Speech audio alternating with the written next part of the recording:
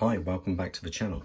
Today we've got the full review of the Seiko Antarctic SRPG59K1. Now this is a watch I actually brought for my other half as she really liked the look of this and really fancied it, so I went for this. It's a special edition watch, so it's not limited, but what it means is it will only be made for I think it's 1 year, and then they stop making them and it just goes from there. Obviously most people tend to go for the monster version of this watch, but even I think the Tuna is just that little bit special. It's something a little bit different. So this is considered as a baby Tuna, I suppose you'd call it. Now the reason why this is called a baby Tuna, even though the case size of this is large, here is, if I zoom that there, here is a full Tuna.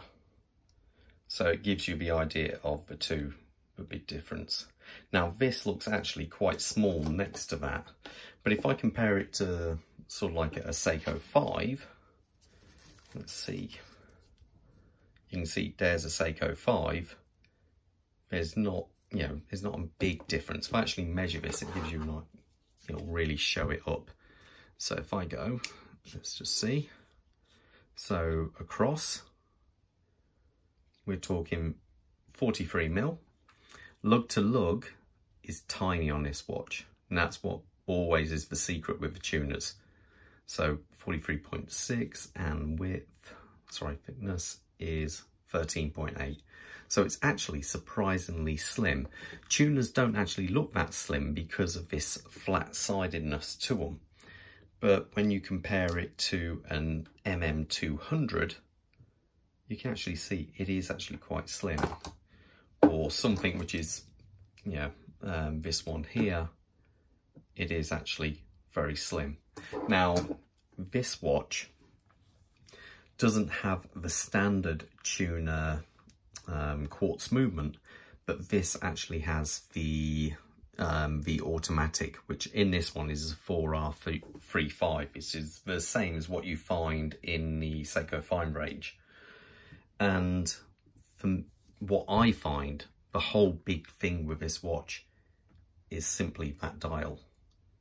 It's stunning. I love the little, you can see them here, the little feet going across the dial. Some people call it happy feet. It's a bit of a nickname for this watch, but it has got simply a stunning dial. Now, the other half does say this is a very feminine watch. Now, to a degree, I do have to agree with it does, but you can dress it up, which I will do in a bit. We will change the strap on it, and I think it gives it a completely different look. The actual strap width on this, I should point out, is 20mm. So you can put a whole different arrangement of straps on there. But let's have a look at that dial. Now, we do have the standard Hardlux crystal, which I don't mind because it is protected. As you can see, it doesn't sit proud, so it is protected quite well in there. And as I've said before, that dial is really, really nice. The handset is okay. That's your typical Seiko kind of handset, nothing particularly good there. The hour markers, nice bit of polishing. The loom, as you expect, is fantastic. Let's just power it up and just see. The one thing, you always get great loom with Seiko, so there you go. Looks even better when fully loomed up. As we come out from there, obviously we have a date window there at the 3 o'clock position as well. As we come out, we have a rotating bezel, which is protected by the tuning can. The bezel on this one, it's not bad. In fact, there's very little backplate on this. It's very solid, very positive, and it does actually line up, which is maybe Seikos are getting better. Now, the whole watch is protected by this satin finish. I don't think you can really call it, it's sort of brushed, but it's very satinized tuna can, which is attached to the watch case via these hex screws on each side. and it does a really good job of protecting the movement. So as we go around to the back, now the back on this is solid. You can't actually see the movement. I do sometimes think it would look great if maybe I added a display case to the back of these. I believe you can get them, so it's not too hard. So that would be something I would possibly look to at a later date. Well, that's if it was mine. And as we come out here, the rubber strap is different on this one. It is very, very soft, very pliable. Tsunami at the bottom. On this side we have the signed Seiko keeper. The clasp actually, sorry, the pin and buckle isn't signed, but it's quite nice. But yeah, it's a cracking looking watch. I think that dial, I think it's going to be one of those watches which at a later date people will wish they got and possibly won't be able to buy. But I'm going to quickly change it over onto a different strap, and just so you get the idea how you can really dress this watch up.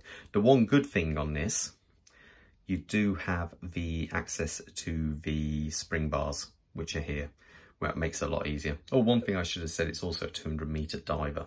So if I just quickly take this out, we have the standard, as you would expect, big Seiko spring bars, which is one thing I do like with Seiko. They do have really good spring bars.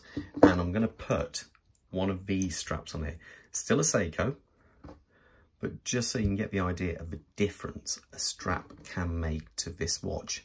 And I think it really does a good job of making this watch look a lot more kind of masculine, really. Let me just put this one on there. This actual strap is the one I got with the, I think it was a Marine Master 300, but you can get hold of them. And as you can see, straight away, I think it looks completely different. Really, really does look completely different on this. Let me just show it on my wrist so you got an idea. Oh, quick wrist check. I'm wearing my new Oris Diver 65, which actually that's a 40mm watch. And then you get the idea of the difference between the 40 and the 43. So let's put this on the wrist.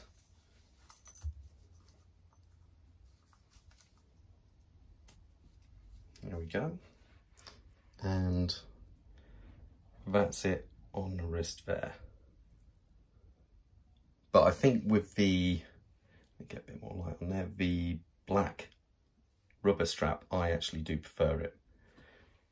But some people might not. I like the way that the diver straps, they actually come out and protrude more, where this just goes straight. You get that little flange air which just sprays out a little bit. Spays out, sorry, and you've got the extension. But yeah, I think it is really quite a nice watch. Oh, I should mention also, the crown is unsigned. It's screwed down, as you would expect on a diver. So there we go, and it screws back in. But yeah, it's a nice watch. What do you guys think? Do you think I'm being overcritical on saying it's possibly more feminine than masculine on this strap? Let me know in the comments below. All the best. See you in the next review. Bye.